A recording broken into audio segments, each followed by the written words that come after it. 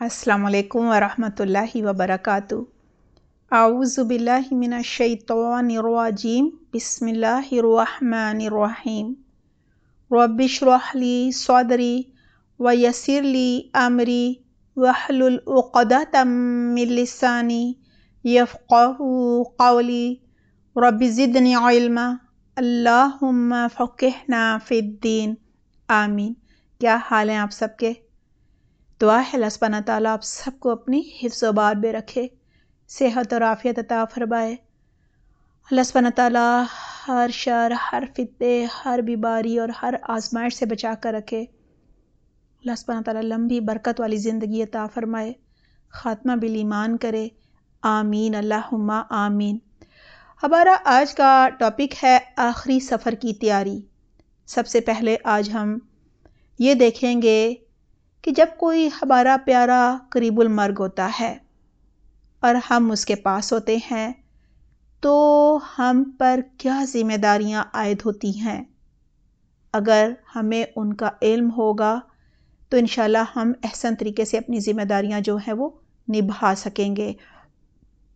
जब हमारा प्यारा बीमार हो और हमें पता हो कि रोज़ ब रोज़ उसका मर्ज़ जो है वो बढ़ता ही चला जा रहा है, या कुछ ऐसा मर्ज़ यानी कोई ऐसा मर्ज़ हो कि वो ला इलाज है, जैसे कि कैंसर है और वो बढ़ता ही जा रहा है, आखिरी स्टेज है।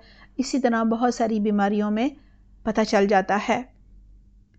तो ऐसे में सबसे पहले जो लोग बीमार के पास मौजूद हों उनका फ़र्ज़ बनता है कि वो उस मरीज़ के पास ज़्यादा से ज़्यादा उस शख्स को रहने का मौका दें जिसकी रफ़ाकत मरीज़ को अपनी ज़िंदगी में ज़्यादा महबूब रही हो, यानी जिसे वो अपने हक़ में ज़्यादा पुरखुलूस समझता हो, ताकि वो आखिरी दिनों में उसके साथ एक पुरसुकून ज़िंदगी गुजारे। और अगर कुछ उसने कोई वसीयत करनी है या कोई मशवरा देना है या उसके बाद क्या किया जाए, कोई ज़रूरी बात करनी है तो वो आसानी से कर सके, यानी जिस पर वो एतमाद करता हो।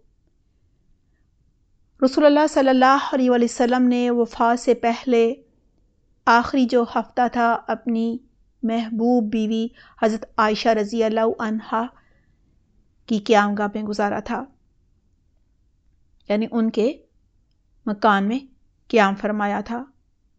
और वही आखिरी लम्हात तक आप सल्लल्लाहु अलैहि वसल्लम के करीब तरीन रही थीं। ये बुखारी में है। अब करीबुल मर्ग के पास जो भी रहे उसकी ये ज़िम्मेदारी है कि वो उससे पूछे कि लेन देन या हुकूकुल इबाद में कोई कमी बेशी है तो वो वसीयत कर दे, ताकि अगर इसने किसी का उधार देना है तो वो दिया जा सके, क्योंकि आपको मालूम ही है कि नमाज़े जनाजा नहीं होता अगर उसने किसी का कुछ देना हो। लिहाजा ये बहुत ही ज़रूरी है कि ये सब तहरीर करवा लिया जाए। रसूलुल्लाह सल्लल्लाहु अलैहि वसल्लम ने वफ़ात से 5 दिन पहले कुछ वसीयतें फरमाई थी। मसलन, तुम लोग मेरी कब्र को बुत ना बना लेना, उसकी पूजा ना करना। मतलब है ये मोता इमाम मालिक में है कि ऐसा ना करना कि मेरी कब्र को आकर चूमो और कब्र पर हाथ उठा उठा के मुझसे कुछ मांगो, जिस तरह हमारे यहाँ कुछ मज़ारों पर लोग जाते हैं और कब्रों को भी चूमते हैं, सजदे भी करते हैं और हाथ उठा उठा कर उन मुर्दों से कभी रोज़गार मांगते हैं, मुआश मांगते हैं, कभी सेहत मांगते हैं, कभी औलाद मांगते हैं। एक और रिवायत के मुताबिक रसूलुल्लाह सल्लल्लाहु अलैहि वसल्लम ने यह भी फरमाया, यहूद व नसारा पर अल्लाह की लानत हो कि उन्होंने अपने अंबिया और सालिहीन यानी नेक लोगों की कब्रों को सजदागाह बना लिया था। ये बुखारी में है। हज़रत आयशा रज़ी अल्लाह अन्हा ने फरमाया कि रसूलुल्लाह सल्लल्लाहु अलैहि वसल्लम के 6 या 7 दिनार आप सल्लल्लाहु अलैहि वसल्लम की बीमारी में मेरे पास पड़े हुए थे। आप सल्लल्लाहु अलैहि वसल्लम ने मुझे हुक्म दिया कि इनको तकसीम कर दो, तो मैंने उनकी बीमारी में मैं मशगूल हो गई, यानी भूल गई। تب دوبارہ آپ صلی اللہ علیہ وسلم نے مجھ سے پوچھا کہ ان 6 یا 7 دیناروں کا کیا بنا؟ میں نے کہا واللہ مجھے تو آپ کی بیماری نے مشغول کر دیا اور میں انہیں بھول گئی۔ پھر آپ صلی اللہ علیہ وسلم نے وہ دینار منگوائے اور ان کو اپنی ہتھیلی پر رکھا اور فرمایا کیا خیال ہے کہ اللہ کا نبی اللہ عز و جل کو اس حال میں ملے کہ یہ دینار اس کے پاس ہوں؟ ہمارے لیے کتنی زیادہ ہمیں سوچنے کی ضرورت ہے کہ ہمارے پاس تجوریاں بھری ہوتی ہیں، کئی لوگوں کے پاس لاکر میں ڈھیر سارا مال و متاع اور زیورات ہوتے ہیں اور انہیں پتہ ہوتا ہے کہ وہ اب قریب المرگ ہیں، اور چلو نہیں بھی ہوتے تو کبھی بھی موت تو آ سکتی ہے نا۔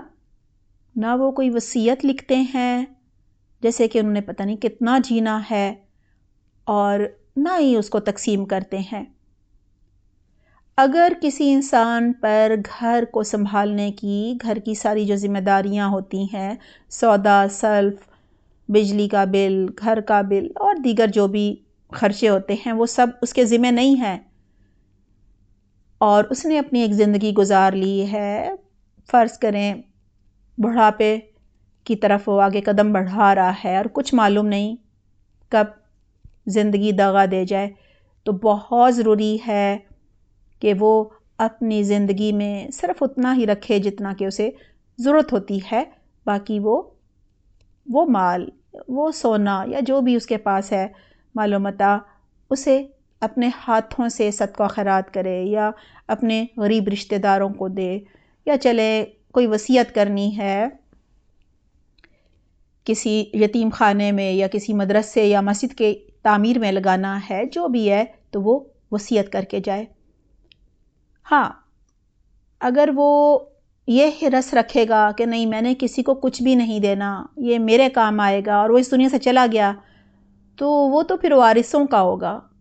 وارث اس کے ساتھ کیا کرتے ہیں واللہ عالم۔ کئی لوگ تو پھر اس پیسے کو حرام میں لگا رہے ہوتے ہیں یا فضول میں اڑا رہے ہوتے ہیں۔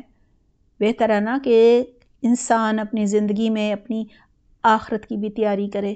اللہ سبحانہ تعالی ہم سب کو آخری سفر کی تیاری کی بہترین توفیق عطا فرمائے، آمین اللہم آمین۔ اپنا خیال رکھیے گا۔ سبحانک اللہم و بحمدک، نشہد لا الہ الا انت، نستغفرک و نتوب الیک۔ والسلام علیکم ورحمۃ اللہ وبرکاتہ۔